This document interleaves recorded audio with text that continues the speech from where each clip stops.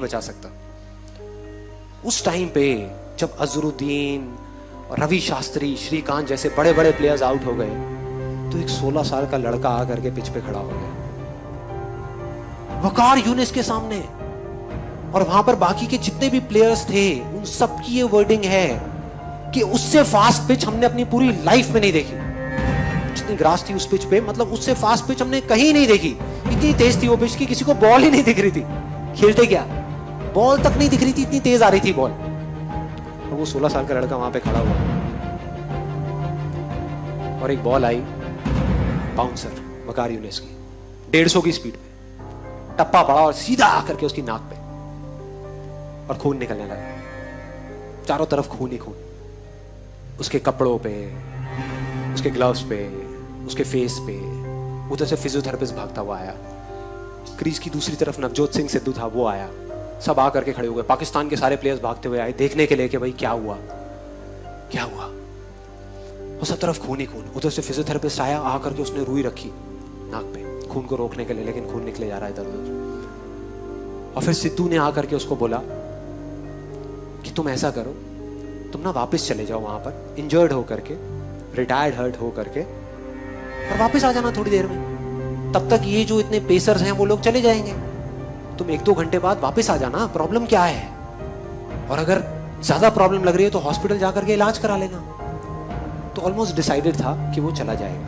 मतलब वो बैठा हुआ था तब तक अपना ऐसे ऐसे कर रहा था। फिजियोथेरेपिस्ट उसको उठा रहा था कि भाई चलो पेविलियन में चलो, वहां पर चलो और चल के बैठो, तुम्हारा इलाज करते हैं। वो इरिटेट हो गया। उसने 2 वर्ड्स ऐसे बोले जिसने सिर्फ इंडिया की नहीं, इस पूरी दुनिया की क्रिकेट की हिस्ट्री को पलट करके रख दिया, पूरी की पूरी दुनिया की। वो 2 वर्ड्स थे, मैं खेलेगा, मैं खेलेगा।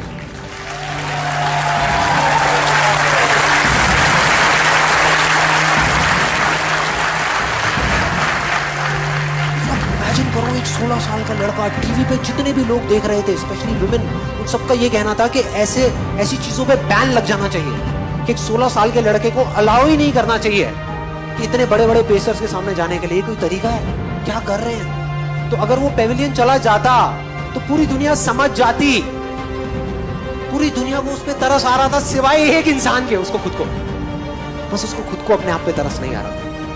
और उसने ऐसा बोला जिससे सब कुछ बदल गया। और अगली ही बॉल जो सामने से आई उसमें उसने चौका मारा, चौका, अगली बॉल पे।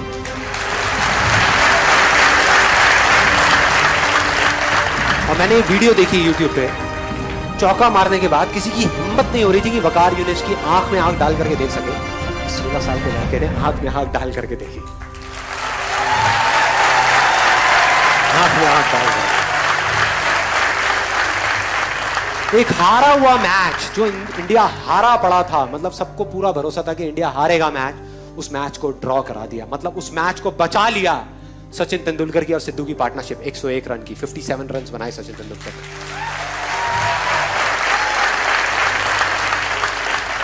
And that's where a star was born. एक स्टार पैदा हो गया।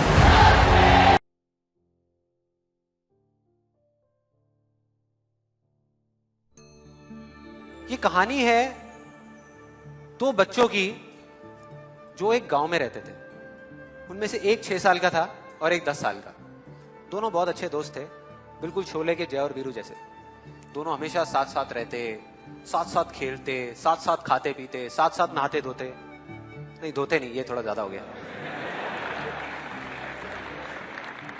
तो एक दिन वो दोनों गांव से थोड़ा दूर निकल गए और खेलते खेलते उनमें से जो बड़ा बच्चा था 10 साल वाला, वो कुएं में गिर गया और जोर जोर से चीखने चिल्लाने लग गया क्योंकि उसको तैरना नहीं आता था।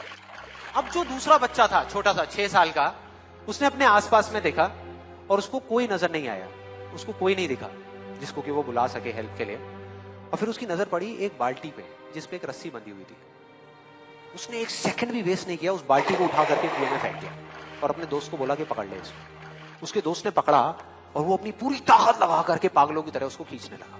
खींचता रहा, अपनी पूरी जान लगा दी उसने। छोटे से बच्चे ने, 6 साल के और 10 साल के बच्चे ने उस बाल्टी को पकड़ा हुआ था। खींचता रहा और तब तक नहीं रुका जब तक उसने अपने दोस्त को बचा नहीं लिया, जब तक वो बाहर नहीं आ गया। अब यहां तक तो ठीक था, यहां तक तो ये कहानी समझ आती है। लेकिन हुआ क्या कि जैसे ही ये दो बच्चे जब दोनों एक हो गए, जब बाहर आए और आकर के गले मिल रहे, रो रहे और खुश हो रहे, एक तरफ से उनको डर भी लग रहा था। डर था कि अब गांव जाएंगे तो बहुत पिटाई होगी, जब उनको बताएंगे कि ऐसे हम कुएं में गिर गए और ये सब चीजें हुई। लेकिन मजे की बात, ऐसा कुछ भी नहीं हुआ। वो जब गांव गए और जा करके उन्होंने अपने घर वालों को बताया, बाकी गांव वालों को बताया, तो किसी ने विश्वास नहीं किया, पूरे गांव वालों ने। और वो अपनी जगह बिल्कुल ठीक थे, क्योंकि उस बच्चे में इतनी ताकत भी नहीं थी कि वो एक बाल्टी पानी से भरी हुई वो उठा सके। तो इतने बड़े बच्चे को इतनी ऊपर खींचना तो बहुत दूर की बात है। लेकिन एक आदमी था उस गांव में, उसने विश्वास कर लिया। उनको सब रहीम चाचा कहते थे, उस गांव के सबसे समझदार बुजुर्गों में से एक। और सबको लगा कि यार ये कभी झूठ नहीं बोलते, अगर ये कह रहे हैं तो जरूर कोई ना कोई बात होगी, कोई ना कोई वजह होगी जिस वजह से ऐसा कह रहे हैं। और फिर सारे गांव वाले इकट्ठे होकर के उनके पास में गए और जाकर के बोले कि देखो जी, हमें तो कुछ समझ आ नहीं रहा, आप ही बता दो कि ऐसा कैसे हो सकता है। तो उनको हंसी आ गई। वो बोले कि यार इसमें मैं क्या बताऊं, वो बच्चा बता तो रहा है उसने कैसे किया। बाल्टी को उठा करके कुएं में फेंका, उसके दोस्त ने बाल्टी को पकड़ा, उसने रस्सी को खींचा और अपने दोस्त को बचा लिया। तो आपको पता तो है उसने कैसे किया, बच्चा बता तो रहा है, इसमें मैं क्या बताऊं। तो सारे गांव वाले उनकी शक्ल देख रहे। फिर कुछ देर बाद वो बोले कि सवाल ये नहीं है कि वो छोटा सा बच्चा ये कैसे कर पाया, सवाल ये है कि वो ये क्यों कर पाया, कि उसके अंदर इतनी ताकत कहां से आई। और बोले इसका सिर्फ एक जवाब है, सिर्फ एक, कि जिस वक्त उस बच्चे ने ये किया, उस टाइम पे उस जगह पर दूर दूर तक कोई नहीं था उस बच्चे को ये बताने वाला कि तू ये नहीं कर सकता।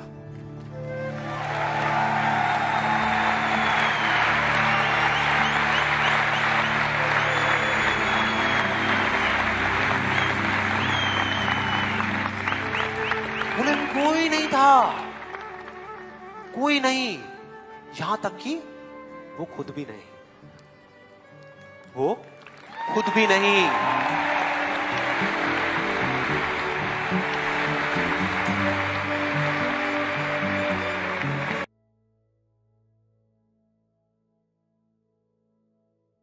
अब एक ऐसी कहानी है जिसका मेरी लाइफ पे ना बहुत बड़ा असर हुआ है। दो किसान होते थे एक गांव में, एक जैसा काम करते थे, दोनों मरे भगवान के पास गए। वहां गए, जा करके भगवान ने बोला कि हाँ बेटा, अब तुम्हें अब क्या बनना है, क्या चाहिए तुम्हें। तो एक किसान बहुत फ्रस्ट्रेटेड, गुस्से में भगवान से बोला कि भगवान क्या घटिया जिंदगी दी थी आपने मुझे, कुछ भी नहीं था मेरे पास में, कुछ भी। देखो मेरी आपने क्या हालत बना दी थी, पूरी जिंदगी बस उस बैल की तरह मैं काम करता रहा। जो भी पैसा कमाता था वो आता था, कोई ना कोई मेरे से लेके चला जाता था, मेरे हाथ में कुछ नहीं आया। तो भगवान इस जन्म में कुछ ऐसा कर दो कि मुझे ना किसी को कुछ देना ना पड़े, बस मुझे पैसा मिले मिले मिले मिले मिले मिले मिले, हर तरफ से मिले। भगवान ने कहा तथास्तु, जा बेटा। दूसरा आया, उसको बोला हाँ भाई तुझे क्या चाहिए। कहता भगवान आपने मुझे इतना कुछ दिया कि मैं आपसे क्या मांगू। मेरे को एक अच्छा परिवार दिया था, अच्छा खासा मेरे को काम दिया था, अच्छा गांव था, खाने की कभी कोई कमी नहीं हुई, कभी मैं भूखा नहीं सोया। बस एक ही कमी रह गई मेरी जिंदगी में, मेरे दरवाजे पे ना कई बार कुछ भूखे लोग आते थे कुछ मांगने के लिए। बस कुछ ऐसा कर दो कि मेरे दरवाजे से कोई भूखा ना जाए। भगवान ने कहा तथास्तु, जाओ भाई। दोनों का जन्म हुआ उसी गांव में, दोनों बड़े हुए। पहला आदमी जिसने कहा था कि मुझे बस मिले मिले मिले मिले मिले और मुझे किसी को देना ना पड़े, वो बना उस गांव का सबसे बड़ा भिखारी। और दूसरा आदमी जिसने कहा था कि मुझे कुछ नहीं चाहिए, बस कोई भूखा ना रहे, वो बना उस गांव का सबसे अमीर आदमी, सबसे अमीर आदमी। सिंपल है, अगर आप हंसते रहना चाहते हो उसका सिर्फ एक ही तरीका है, हंसी दो। आप गुस्से से देखते रहो सामने वाले को और एक्सपेक्ट करो यार मेरे को हंसा नहीं रहा, कैसे हंसाएगा यार, कैसे हंसाएगा कोई आपको। आपको कैसे हंसी मिलेगी, कैसे खुशी मिलेगी अगर आप किसी को खुशी नहीं दोगे। आप लड़ते रहोगे तो सामने वाला भी आपसे लड़ेगा ही ना। अब यहां कितने लोग हैं जो चाहते हैं उनके पास बहुत सारा पैसा हो, उसका सिर्फ एक तरीका है, पैसा दो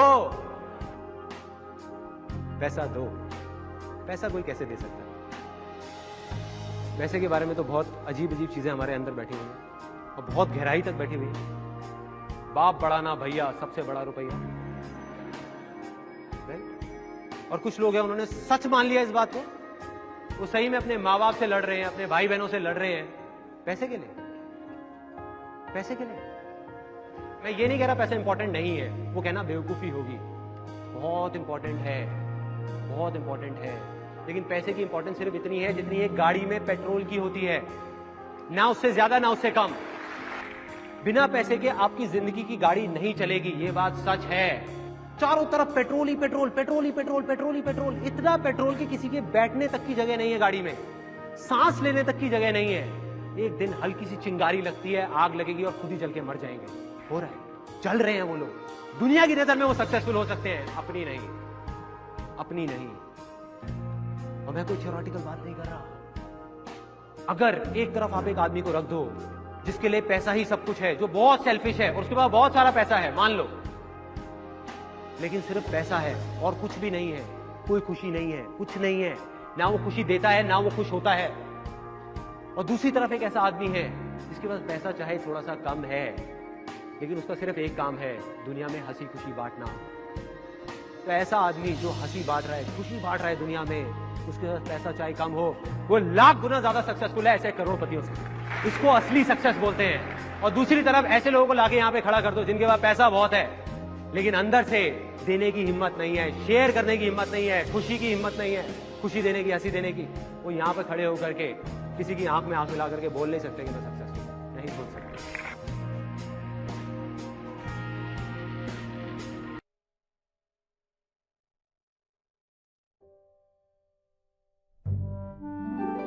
एक बार अकबर और बीरबल शिकार पे जा रहे होते हैं और अकबर का अंगूठा कट जाता है तलवार निकालते टाइम। वो बौखला जाता है, चीखने चिल्लाने लग जाता है, कहता है सिपाहियों जल्दी जाओ, जा करके वैद्य को बुला करके लाओ, देखो मेरा अंगूठा कट गया, देखो मेरी क्या हालत हो गई। उधर से बीरबल आता है हंसता हुआ, कहता है महाराज रिलैक्स, जो होता है अच्छे के लिए होता है। कहता है बीरबल तू क्या पागल हो गया है, क्या बोल रहा है? मैं तुझे अपना समझता था और कैसी बेकार की बात कर रहा है।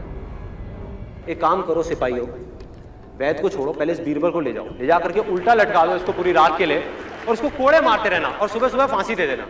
ले जाते हैं बीरबल को। उधर से अकबर अकेला शिकार पे चला जाता है।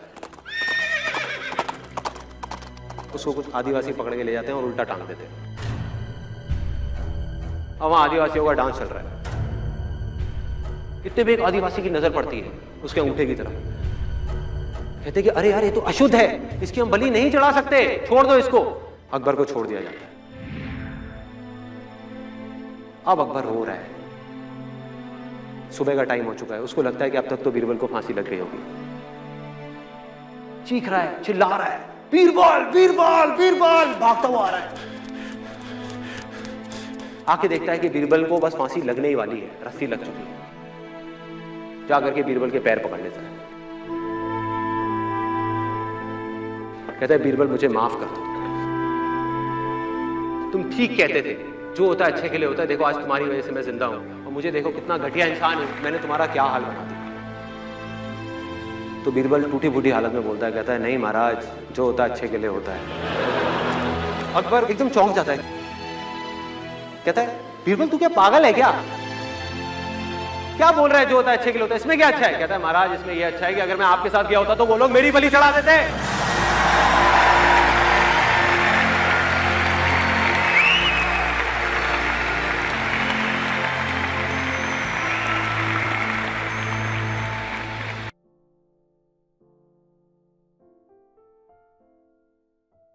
जंगलों में बंदरों को कैसे पकड़ते हैं, ये सुनी है कहानी किसी ने?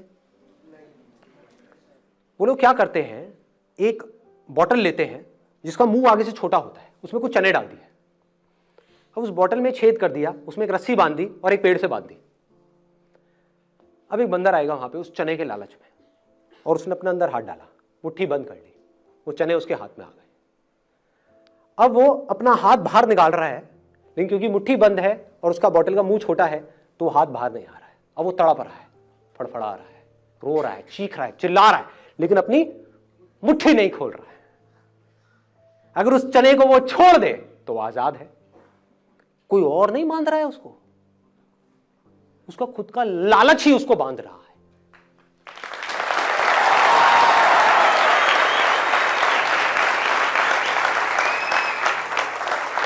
ये है वो चनों का डिजायर जिसकी मैं बात कर रहा हूं। दो तरह के डिजायर की मैंने बात करी ना, एक है जो आपको फंसाएगा, बांध देगा, गुलामी की तरफ ले जाएगा, एक है जो आपको आजाद कर देगा। ये है वो गुलामी वाला डिजायर, चनों का डिजायर। ये बड़ा खतरनाक डिजायर है। अब लोग मुझसे क्या पूछते हैं, बहुत लोगों ने पूछा है मुझसे अलग अलग सेशंस में, कि अगर हमारे अंदर कोई डिजायर ही नहीं होगा, किसी के अंदर कोई डिजायर ही नहीं होगा, तो वो कुछ करेगा ही क्यों? वो आलसी हो जाएगा, वो खाली बैठ जाएगा, वो निकम्मा हो जाएगा। ये बेवकूफों वाली बात है। अपनी सोच पे क्वेश्चन मार्क लगाओ। जंगल में एक बंदर है, मान लो मैं हूं वो बंदर, तो आजाद है। अब वो क्या करेगा? पूरा दिन जा करके बैठा रहेगा मेडिटेशन में, या कलाबाजियां खाएगा? अरे खाएगा, कितनी कलाबाजियां खाएगा? क्या क्या करेगा? कुछ भी करेगा, अपने आप को तरह तरह से एक्सप्रेस करेगा। जो भी उसका बेसिक नेचर होगा उसके हिसाब से अपने आप को एक्सप्रेस करता ही रहेगा। दूसरी तरफ से एक और बंदर है जिसको एक चने का लालच दे करके ये शिकारी, मतलब कि दुनिया, सोसाइटी, हमारा समाज, हमारे लोगों की सोच, वो शिकारी है। उसने क्या किया? उस बंदर को वो चने का लालच दे करके पकड़ करके ले गए। अब वहां पर उसके आसपास में सारे बंदर ऐसे ही हैं, सारे। मतलब कि क्या? ये सवाल उठ कहां से रहा है? देखो, उसके आसपास में सारे बंदर कैसे हैं कि बेटा ये ले चना और कलाबाजी खा, ले चना और कलाबाजी खा, ले चना और कलाबाजी खा। कलाबाजी नहीं खाएगा तो चना नहीं मिलेगा। तो बंदा क्या बोलेगा? वो बंदर क्या बोलेगा? आकर के मुझसे क्या पूछेगा कि यार तुम्हारी सारी बात समझ तो आती है, लेकिन तुम कह रहे हो कि जंगल में चने नहीं है, तो कोई कलाबाजी क्यों खाएगा? कोई काम करेगा क्यों? बंदर गुलाटी क्यों मारेगा? बंदर कुछ करेगा क्यों? बंदर इसलिए करेगा क्योंकि उसका बेसिक नेचर है कुछ करना। बिना करे वो रह नहीं सकता, कुछ तो करेगा ही ना। हाँ, किसी मदारी की वजह से नहीं करेगा, गुलामी में नहीं करेगा। चाहे कोई भी आकर के कितने भी चने दे दे, कितने भी हीरे जवाहरात दे दे, कुछ भी दे दे, गुलामी नहीं पसंद करेगा।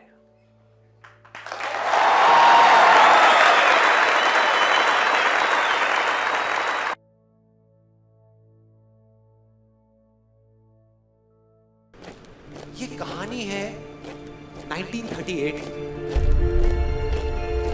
कैरली नाम के एक आदमी की, हंगेरियन आर्मी की, और वो उस कंट्री का बेस्ट पिस्टल शूटर था।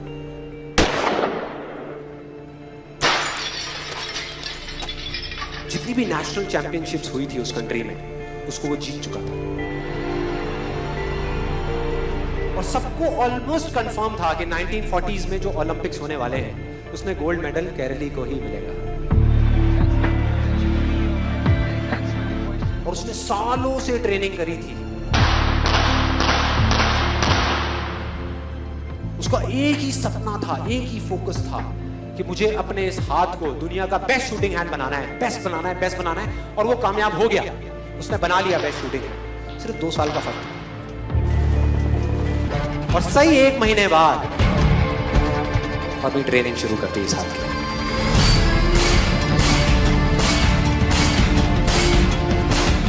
ट्रेनिंग के 1 साल बाद, मतलब कि 1939 में वो वापस आया।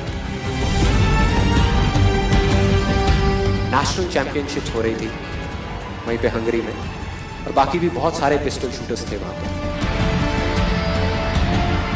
उन्होंने जा करके उसको कांग्रेचुलेट किया, कहा कि यार देखो ये होता है जज्बा, ये होती है स्पोर्ट्समैन स्पिरिट, कि इतना सब कुछ होने के बाद भी तुम यहां पर आए हो हमको देखने के लिए और हमारा हौसला बढ़ाने के लिए। किसी को नहीं पता था कि वो 1 साल से अपनी ट्रेनिंग कर रहा था लेफ्ट हैंड की। और उसने जवाब दिया, मैं यहां पर तुम्हारा हौसला बढ़ाने नहीं आया, तुम्हारे साथ कॉम्पीट करने आया हूं, तुमसे लड़ने आया हूं, तैयार हो जाओ।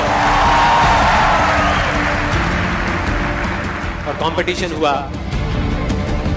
बाकी सब वहां पर जितने भी लोग थे वो कॉम्पीट कर रहे थे अपने बेस्ट हैंड से, ये कॉम्पीट कर रहा था अपने ओनली हैंड से, ओनली हैंड से। कौन जीता? The man with the only hand, Karoly जीत गया। लेकिन वो यहां नहीं रुका। उसका गोल क्लियर था कि मुझे इस हाथ को इस कंट्री का नहीं, इस पूरी दुनिया का बेस्ट शूटिंग हैंड बनाना है। उसने अपना सारा फोकस उठा करके डाला 1940 पे, जब ओलंपिक्स होने वाले थे। लेकिन 1940s के ओलंपिक्स कैंसिल हो गए वर्ल्ड वॉर की वजह से।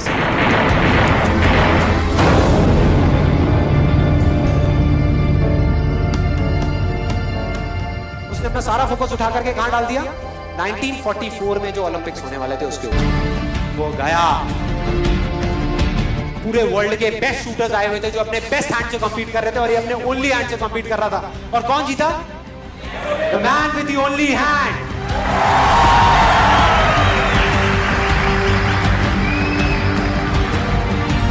लेकिन वो तब भी नहीं रुका।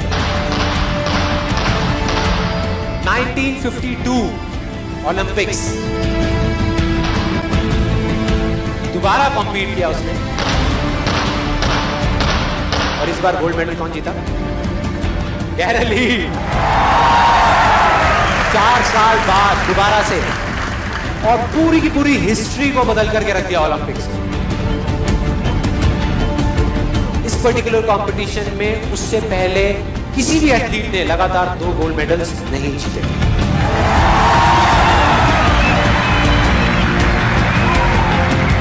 अब किसी भी लूजर के पास चले जाओ, उसके पास लिस्ट होगी बहानों की कि मैं इस वजह से फेल हुआ अपनी लाइफ में, इस वजह से मैं कुछ नहीं कर पाया, बहुत लंबी लिस्ट है।